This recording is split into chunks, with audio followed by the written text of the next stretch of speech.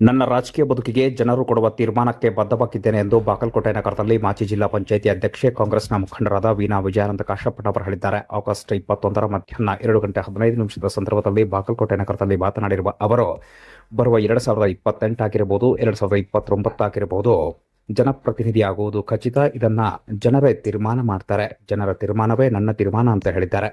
ಇನ್ನು ಈ ಸಂದರ್ಭದಲ್ಲಿ ಅವರು ಮಾತನಾಡಿ ತಮ್ಮ ಮುಂದಿನ ರಾಜಕೀಯ ನಡೆ ಬಗ್ಗೆ ಮಾಹಿತಿ ನೀಡಿ ಮಾತನಾಡಿದ್ದು ಹೀಗೆ. ನೋಡ್ರಿ, ರಾಜಕೀಯ ನೀವು ಒಂದೇ ತರ ಇರಲ್ಲ. ರಾಜಕೀಯ ಯಾವ ರೀತಿ ಬರುತ್ತೋ ಮುಂದಿನ ದಿನಮಾನದಲ್ಲಿ ಅದ್ರ ಮೇಲೆ ನಾವು ನಿರ್ಧಾರ ಮಾಡ್ಬೇಕಾಗುತ್ತೆ.